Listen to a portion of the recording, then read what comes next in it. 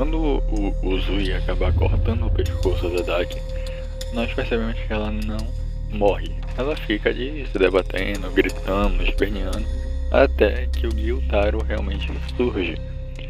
Isso acontece não por conta do fato de ele ser o verdadeiro Lua Superior 6, mas por conta de isso que a gente vai falar agora. Quando a gente para pra olhar os 12 Kizuki, eles são os 12 que são mais próximos e que têm mais sangue do Muzan. Então, isso dá pra eles algumas vantagens que os Onis padrões não têm. E isso a gente vai vendo principalmente no meio das luas superiores. Bom, quando a gente olha as luas superiores, a gente percebe que a maioria deles tem uma resistência à decapitação. E isso se prova em todos eles, não foi só o Akaza, não vai ser só o Kokushibo, mas sim todos as luas superiores. Com uma exceção aqui, olha, a gente começa também pelo Gyoko. O Gyoko, quando o Toketo derrota ele não morre imediatamente após a decapitação. A gente vê que ele ainda tenta se regenerar. É necessário que o Toketo acabe literalmente retalhando toda a cabeça dele para que ele consiga morrer de fato. E quando a gente fala no Hantengo, isso fica ainda mais evidente. Isso porque o Hantengo, a cada vez que a cabeça era cortada, crescia uma nova cabeça em um novo corpo. Assim ele ia se dividindo e se multiplicando, e isso fazia parte do Kekijutsu dele. E então a gente chega no caso mais recente, que é o caso do Akaza. O Akaza ele tinha um espírito de luta muito forte, de fato. Então, quando ele é confrontado e ele é derrotado ali pela decapitação, ele não morre. Ele fica lutando e chega a ter a sua cabeça regenerada para continuar no combate ali contra o Gil e o Tanjiro.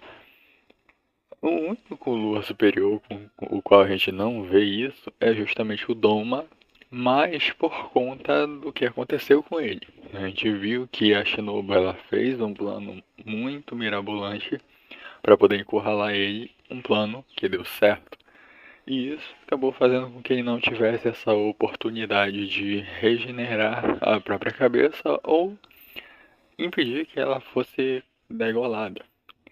Muito por conta do veneno, cada célula dele estava morrendo e ainda teve o golpe de misericórdia que foi dado pela Kanao e o Inosuke. Então a gente desconsidera um pouco o Doma nesse quesito, mas se a gente for olhar pelas páginas do mangá, dá a entender que ele pelo menos tentou ali, né?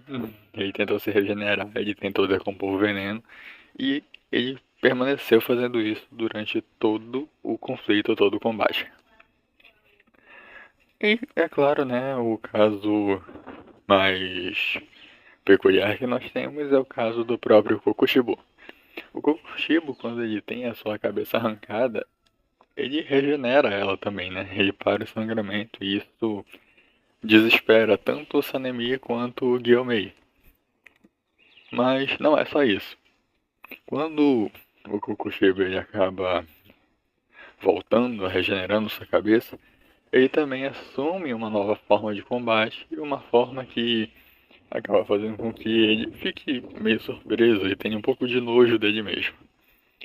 Mas enquanto ele está se regenerando, enquanto a gente vê que a lâmina vermelha finalmente está fazendo efeito nas células dele, ele diz: ainda não perdi, eu ainda posso continuar me regenerando.